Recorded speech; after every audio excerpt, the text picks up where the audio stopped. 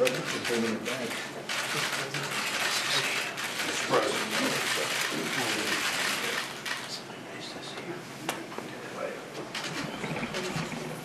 you very much, everybody. I'm honored to be here with our incredible steel and aluminum workers. And you are truly the backbone of America. You know that. Very special people. I've known you and people that are very closely related to you for a long time. You know that. I think it's probably the reason I'm here. So I want to thank you. I also want to thank Secretary Mnuchin, Ambassador Lighthizer, Secretary Ross, Peter Navarro, Mike Pence, our great Vice President. They've worked so hard on getting this going and getting it done, and people are starting to realize how important it is. We have to protect and build our steel and aluminum industries, while at the same time showing great flexibility and cooperation toward those that are really friends of ours, both on a trade basis and a military basis. A strong steel and aluminum industry are vital to our national security, absolutely vital.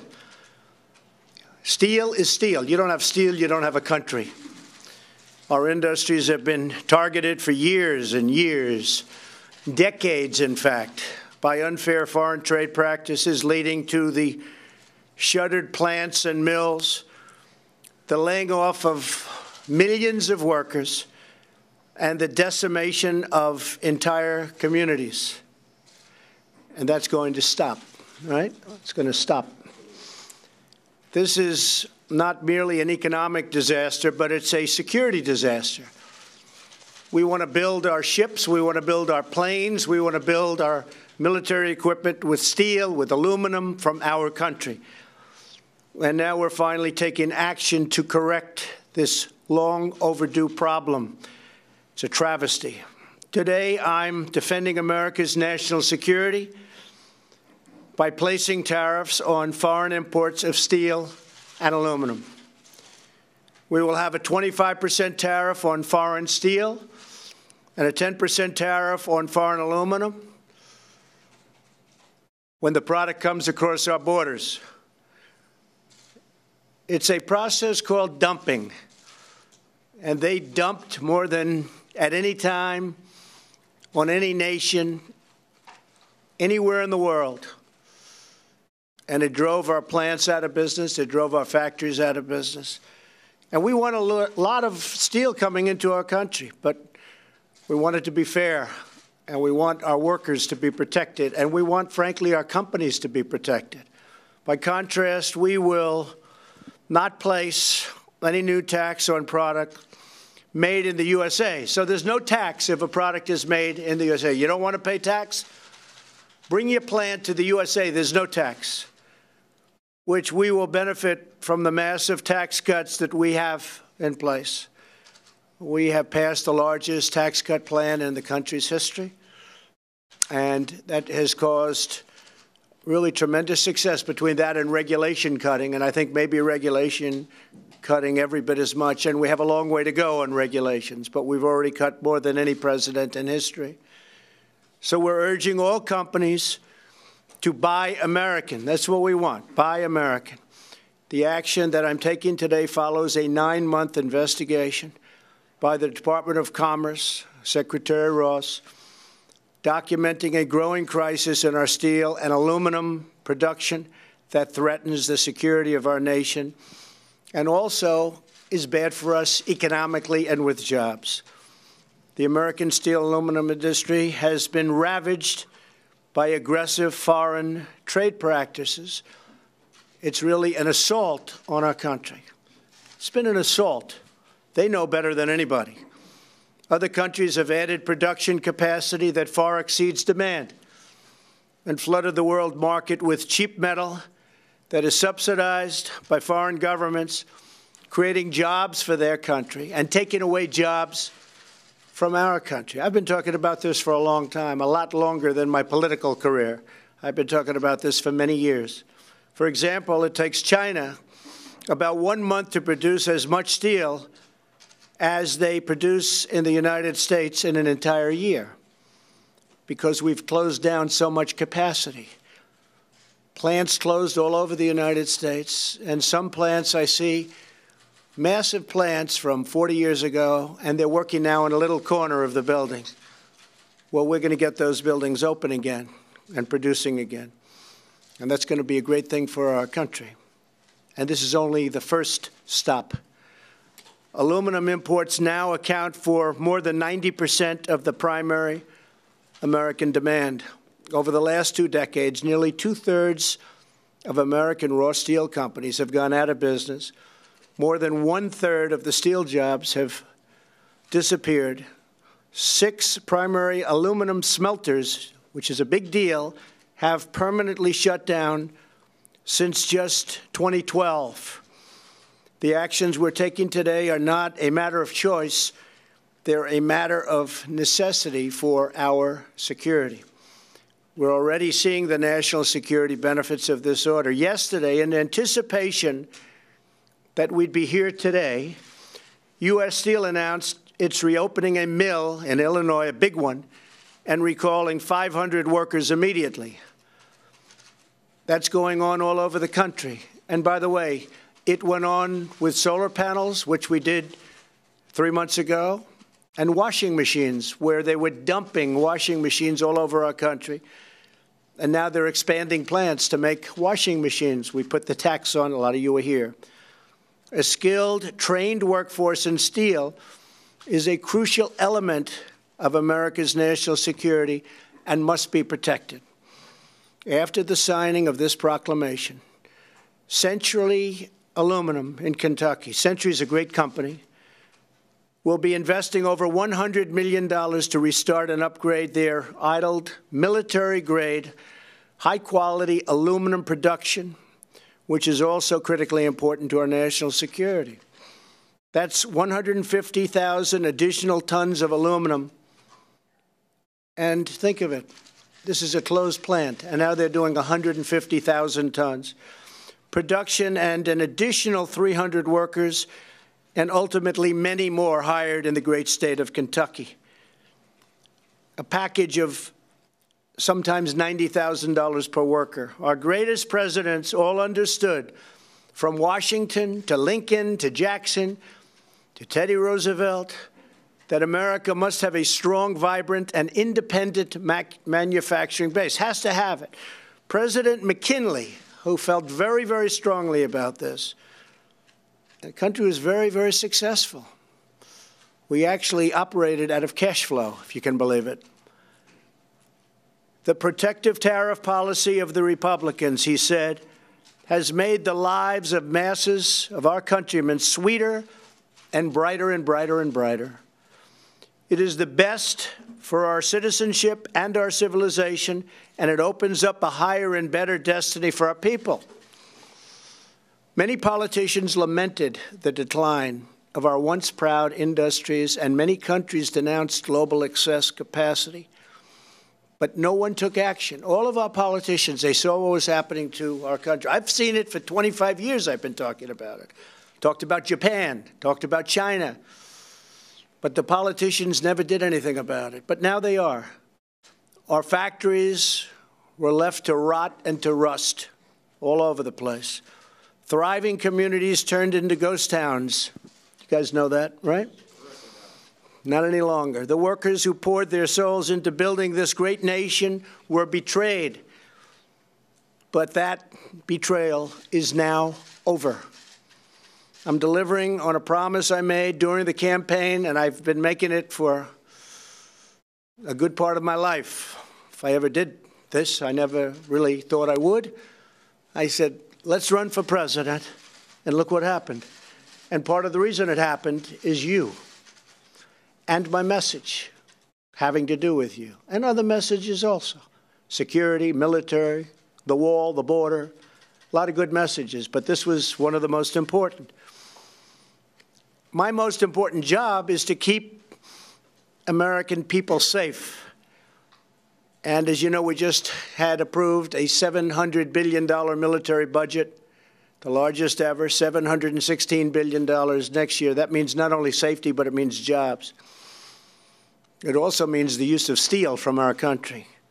But if the same goals can be accomplished by other means, America will remain open to modifying or removing the tariffs for individual nations as long as we can agree on a way to ensure that their products no longer threaten our security.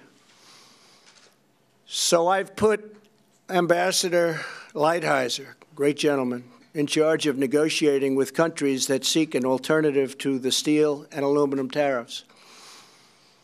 The fact is we've been treated so badly over the years by other countries. I think really we've been treated very badly by our politicians, by our presidents, by people that represented us that didn't frankly know what they were doing. And we lose $800 billion a year on trade. Every year, $800 billion. It's been going on for a long time. $300 billion, $400 billion, $500 billion, got up to $600 billion.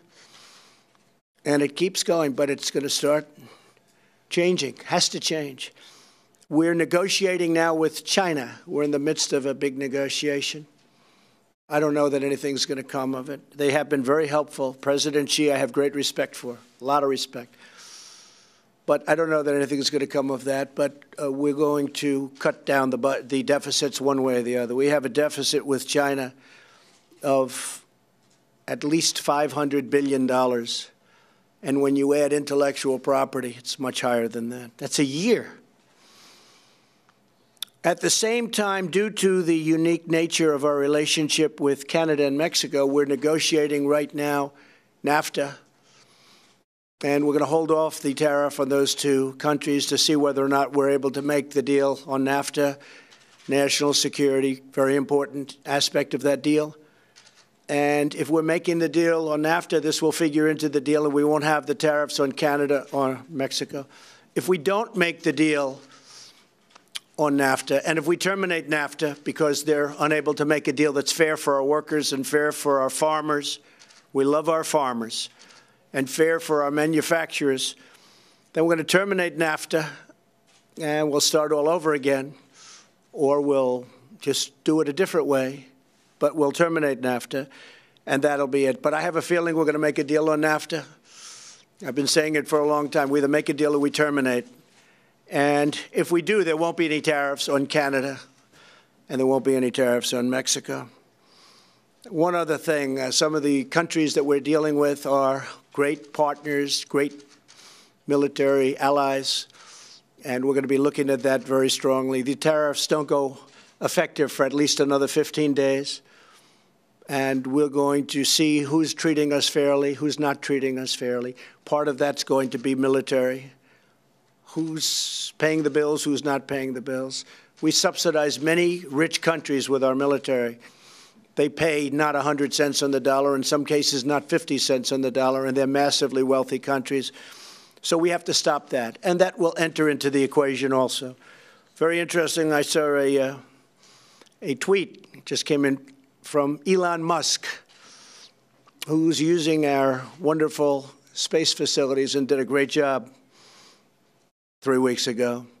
He said, for example, an American car going to China pays 25% import duty, but a Chinese car coming to the United States only pays 2.5%, a tenfold difference. So an American car going to China, think of that, pays 25% import duty. So we send our car over there, pay 25%. They send their car over here, 2.5%. 10 points, that's from Elon, but everybody knows it. They've known it for years. They never did anything about it. It's got to change. We're going to be doing a reciprocal tax program at some point, so that if China is going to charge us 25%, or if India is going to charge us 75%, and we charge them nothing, if they're at 50, or they're at 75, or they're at 25, we're going to be at those same numbers. It's called reciprocal. It's a mirror tax. So they charge us 50, we charge them 50. Right now, they'll charge us 50, we charge them nothing. Doesn't work. So that's called a reciprocal tax or mirror tax, and we're going to be doing a lot of that. It's the first year, we've really set the stage. A lot of it had to do with structurally, we had to go through certain procedures in order to get to this point, but now we're at this point. American companies have not been treated fairly.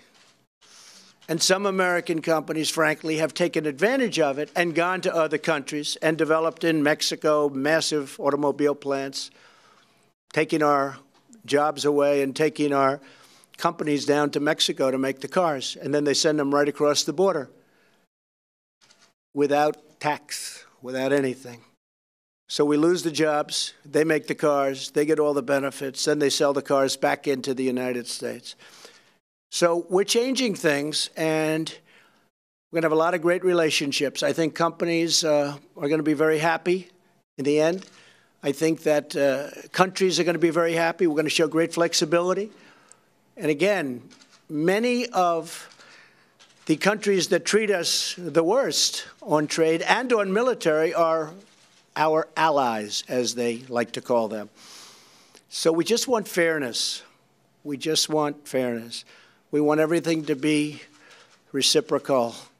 And I think in the end, we're going to have a lot of great jobs. We're going to have a lot of great companies all coming back into our country. You see it the other day. Chrysler announced they're leaving Mexico. They're coming back into Michigan with a big plant.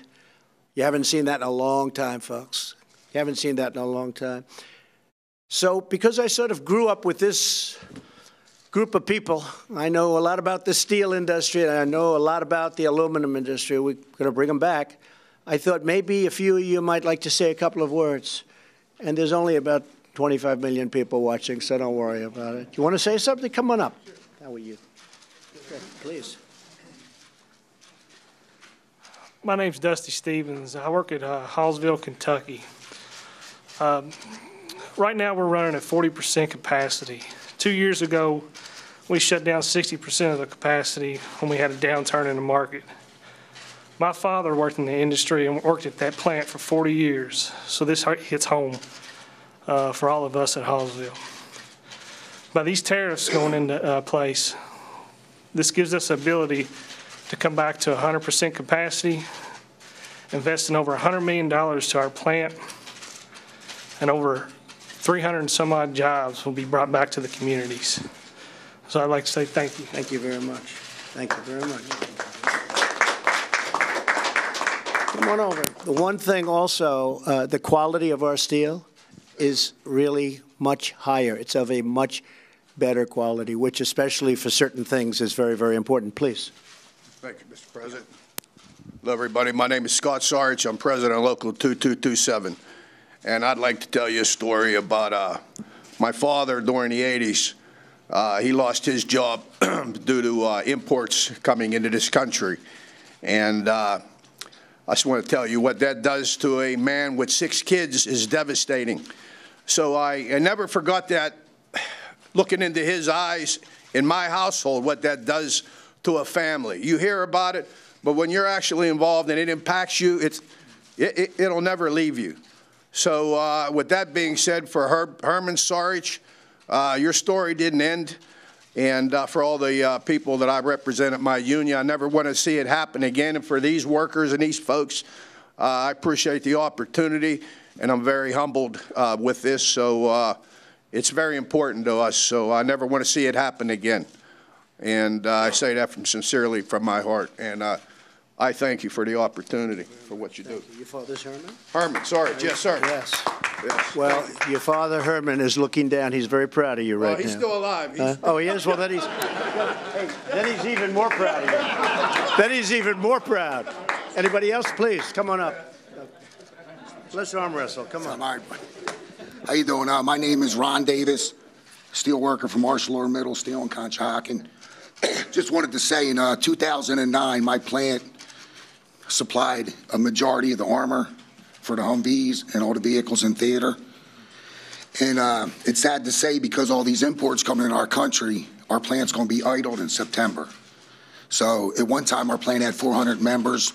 We're going to be down to about 71. So these tariffs definitely have an impact, and maybe not for our plant, but for the other plants out there. So Appreciate what you're Thank doing. you on very this. much. Thank you. Appreciate it. Anybody else? Anybody else? You're okay? You're just going to accept great jobs, right?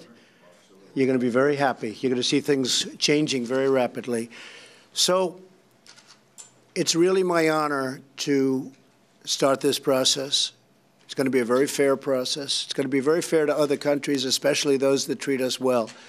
And we look forward to it. And we look forward to having lots of mills opening up, lots of plants opening up, both steel and aluminum and other things. We'll be doing other things, very positive things. But you are great people. Would you like to take a picture in the Oval Office? I assume you've all been many times into the Oval Office. Come on, let's go and do that. Let's go and do that. Yes, I'm going to do. We'll go into the Oval Office. We're going to sign this up. We'll go into the Oval Office. We'll have a picture, okay? Okay, thank you.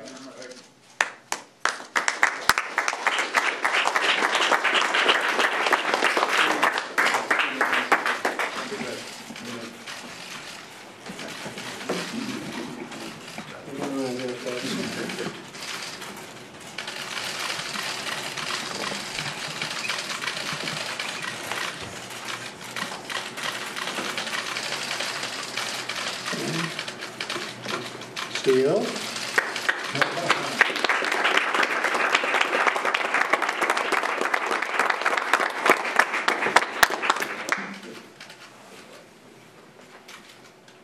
Aluminum, you shot?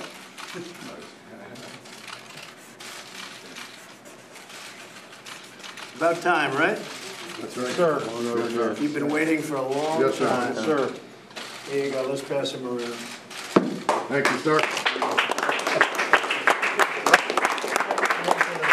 What's that? Pass him around. You got it. Mike, get up here, Mike, come on up. All right, everybody, thanks so much for joining us on Fox News Now. Mike Page is up next. The stream continues at youtube.com/Fox10Phoenix. Thank you very much, everybody. Thank you. All right. It's been a great day. Thank you. Great day. How do you plan to combat transshipping? Be sure to grab